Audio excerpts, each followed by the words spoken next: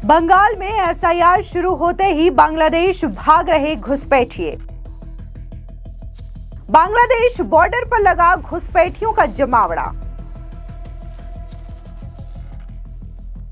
ममता बनर्जी पर शुभेंदु अधिकारी का जोरदार प्रहार। एसआईआर हमारी देश का वोटर लिस्ट को साफ सुथरा करना है। बिहार में हुआ है, यहाँ भी होना चाहिए। Death voter, fake voter, double triple entry voter, Bangladeshi मुस्लिम घुसपैठिया, इन लोग का नाम नहीं रहना चाहिए। यही तो सीधा बात है। फायदा किसको होगा चुनाव के दौरान बुझा जाएगा, लेकिन बंगाल में यही ठीक है। डेथ वोटर का और डबल ट्रिपल एंट्री वोटर का फॉल्स वोटिंग टीएमसी करता है, बीजेपी नहीं करता। अमित मालवीय ने साधा निशाना, कहा बिखर रहा ममता बनर्जी का वोट बैंक।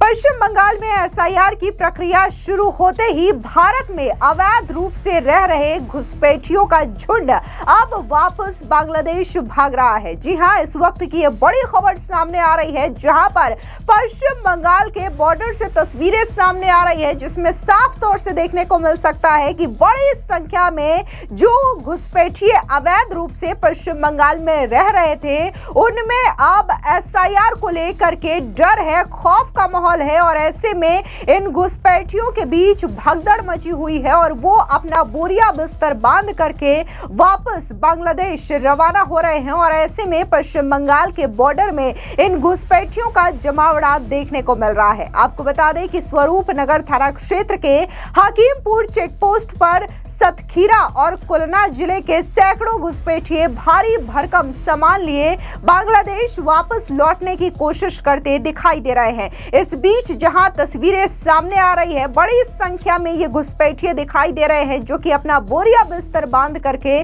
बांग्लादेश के बॉर्डर पर दिखाई दे रहे हैं। तो इसकी जो तस्वीरें हैं वो बीजेपी ने शेयर की है और साथ ही ममता बनर्जी पर जोरदार हमला बोला। बता दें कि बीजेपी के आईटी सेल के हेड अमित मालवीय ने इन घुसपैठियों की तस्वीरें साझा करते हुए कहा कि अब धीरे धीरे करके ममता बनर्जी ने जो वोट बैंक अपने लिए तैयार किया था वो पूरी तरीके से बिखर रहा है।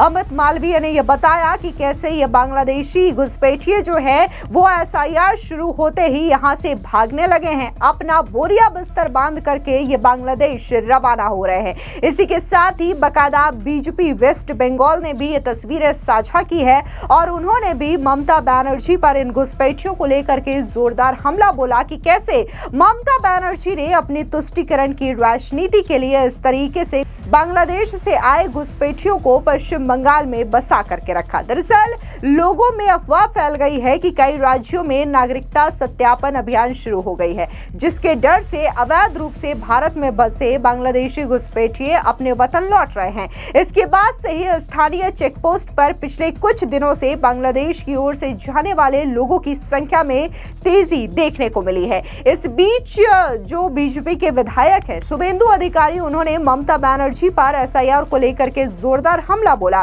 क्या कुछ शुभेंदु ने कहा, सुनिए उनका ये बयान। फायदा होगा तो बाद में पता चलेगा।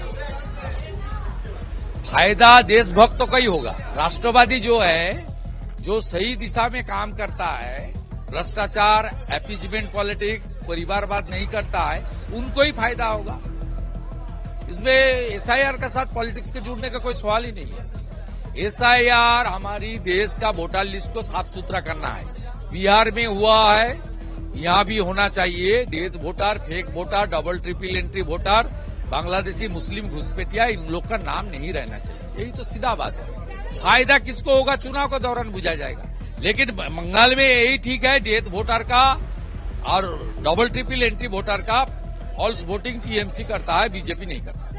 आपको बता दें कि सोमवार सुबह अचानक से ये संख्या घुसपैठियों की काफी ज्यादा बढ़ गई। भीड़ में शामिल सैकड़ों व्यक्तियों को अस्थायी शरण के नीचे बड़े सामान के बैग के साथ इंतजार करते हुए देखा गया है। हालांकि स्थानीय पुलिस और सीमा सुरक्षा बल यानी कि बीएसएफ ने इलाके में किसी भी आधिकारिक नागरिकता सत्यापन ड्राइव के शुरू होने की पुष्टि नहीं की है। इसके बावजूद भीड़ में शामिल लोग काफी ज्यादा घबराए हुए दिखाई दिए और घर लौटने की बात कर रहे हैं। अब जाहिर तौर पर ये तस्वीरें देख करके ममता बनर्जी और टीएमसी की टेंशन बढ़ गई है, क्योंकि जहां ममता बनर्जी चीख चीख के ये कह रही थी कि वो पश्चिम बंगाल में एसआईआर नहीं होने देंगी और टीएमसी के कई सारे नेता जो कि खून की नदियां बहाने की बात कर रहे थे, हाथ पैर तोड़ने की बात कर रहे थे, अब उन्हें ये तस्वीरें देखनी चाहिए कि कैसे पश्चिम बंगाल में इतनी ज्यादा तादाद में घुसपैठिए छिपे बैठे हैं। वो खाली एसआईआर के नाम सुनते ही वहां से इतना ज्यादा डरे हुए हैं कि वो अपना बोरिया बिस्तर बांध करके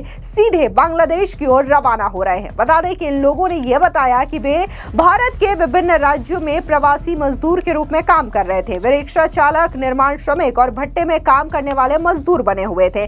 अधिकांश लोग बांग्लादेश के सतखीरा और खुलना जिलों के निवासी थे। उनमें से कई ने यह भी स्वीकार किया है कि वो सालों पहले अवैध तरीके से भारत में घुसे थे और यहाँ के झुग्गियों और कस्बों में अपने परिवार के साथ रह रहे थे। अब जब एसआईआर की प्रक्रिया शुरू हुई है तो ये वापस भाग रहे हैं। ऐसे में एसआईआर को लेकर के क्या कुछ केंद्रीय मंत्री सुकांता मजूमदार ने कहा, सुनिए। देखिए, ममता बनर्जी का आदत यही है, क्योंकि उनको पता है कि एसआईआर जो होगा उससे अगर डेड वोटर्स का नाम वहां से इलेक्टोरल रोल से कट जाए तो डेड वोटर्स के नाम से हर बार ममता बनर्जी के लोग, भाई भतीजे जो वोट डालते हैं, लोगों का वोट डाल देते हैं, मरे हुए लोगों का, वहां वो नहीं डाल पाएंगे। इसीलिए ममता बनर्जी विरोध कर रही है इसका। जबकि 2002-03 में पश्चिम बंगाल में एसआईआर हो चुका है ऑलरेडी। ममता बनर्जी तब अपोजिशन लीडर थी और उस समय उन्होंने पार्टिसिपेट किया था उसमें। खुद बोलते थे कि 80 लाख बांग्लादेश से आए हुए लोग हैं, उनका नाम कटना चाहिए। सीपीएम ऐसा कर रही है, घुसपैठियों को घुसा रही है। ये ममता बनर्जी का बात स्टेटमेंट था उस समय। आज वही ममता बनर्जी इसका विरोध कर रही है। वहीं आपको बता दें कि पिछले दिनों ममता बनर्जी के भतीजे अभिषेक बनर्जी ने टांगे तोड़ने की बात कही थी एसआईआर पर। इसको लेकर के क्या कुछ बीजेपी के नेता दिलीप घोष ने कहा, सुनिए उनका ये बयान। भतीजा ममता बनर्जी से भी आगे झूठ बोलने में बड़ी बड़ी बातें कर रहे हैं। अभी तो हाथ तोड़ देंगे, पाँव तोड़ देंगे, खून की नदी बहा देंगे, क्या क्या बोल रहे थे उनके लोग। अब कैसे वो लोग लाइन में आ गए। अब नया बहाना शुरू करके अभिषेक बनर्जी हीरो बनना चाह रहे हैं। एक हीरो को हमने देखा दिल्ली में बहुत डायलॉग मार रहे थे। उसी कांग्रेस पार्टी के जमाने में 11 बार 10 बार हुआ है एसआईआर। आप क्यों उल्टा कर रहे हो? तुम संवैधानिक व्यवस्था है। उसी प्रकार ये भी उसी कांग्रेसी कल्चर से आए हैं। बड़े बड़े बातें करना है उनको आता है, काम कुछ नहीं आता है। इसलिए अभिषेक बनर्जी क्या बोलते हैं उससे कोई फर्क नहीं पड़ता। आपको बता दें, हालांकि बीच में ममता बनर्जी ने इन घुसपैठियों का बचाव करते हुए ये कहा था कि बीजेपी जो है वो बंगाली बोलने वाले लोगों को परेशान करती है और उन लोगों को घुसपैठिया बताती है, जबकि वो पश्चिम बंगाल के निवासी हैं। आपको बता दें कि ऐसे में बीजेपी के सांसद जगदम्बिका पाल ने ममता बनर्जी पर जोरदार हमला बोलते हुए कहा, ये जो लड़ाई है वो बंगाली भाषा को लेकर के नहीं है, बल्कि एसआईआर प्रक्रिया के जरिए जो अवैध घुसपैठिए भारत में रह रहे हैं उनको खदेड़ने की कवायद है। सुनिए क्या कुछ जगदम्बिका पाल ने कहा। सर, ममता बनर्जी कह रही हैं कि जैसे हर उर्दू बोलने वाला पाकिस्तानी नहीं होता, वैसे हर बंगला भाषी बांग्लादेशी नहीं होता। सर, उनको ज्ञान नहीं है। उर्दू बोलने वाला, उर्दू भाषा भारत की भाषा है और बंगाल की जो बंगाली भाषा है वो भी हमारी भाषा है। हम बंगाल की भाषा, बंगाली बोलने वालों की बात नहीं कर रहे, हम बांग्लादेशी की बात करें, रोहिंग्या की बात करें जो भारत के नागरिक हैं। तो अगर कोई बांग्लादेशी होगा, कोई रोहिंग्या होगा, कोई विदेशी होगा, वो भारत का नागरिक नहीं है तो वो यहाँ मतदाता नहीं होगा।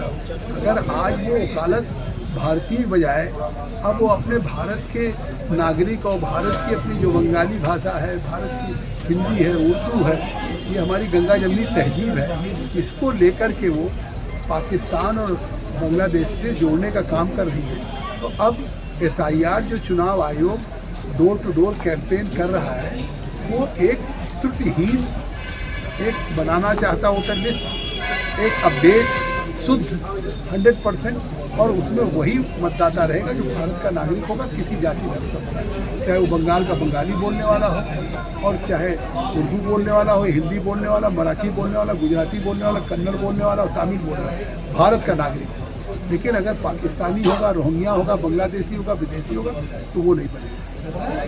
आपको बता दें कि पश्चिम बंगाल में घुसपैठ और अवैध आपको बता दें कि पश्चिम बंगाल में घुसपैठ और अवैध प्रवास लंबे वक्त से संवेदनशील मुद्दा बना हुआ है। इस घटना ने एक बार फिर से सीमा सुरक्षा और अवैध बांग्लादेशी प्रवासियों के मुद्दों को सुर्खियों में ला दिया है। बीएसएफ ने पूरे इलाके में निगरानी बढ़ा दी है और वापस जाने वाले लोगों की पहचान जांचने के बाद ही उन्हें पार किया जा रहा है। लेकिन कुल मिलाकर के इस वक्त पश्चिम बंगाल की राजनीति में एसआईआर को लेकर के भारी घमासान देखने को मिल रहा है और अब ये तस्वीरें सामने आ रही है कि कैसे वहां पर काफी ज्यादा संख्या में घुसपैठिए मौजूद हैं और जब से एसआईआर की घोषणा की गई है और एसआईआर की प्रक्रिया पश्चिम बंगाल में शुरू हुई है, तब से ये अवैध घुसपैठिए राज्य छोड़ करके भागने पर मजबूर हो रहे हैं। फिलहाल इस पूरी खबर पर आपकी क्या राय है, कमेंट सेक्शन में जरूर बताएं। धन्यवाद।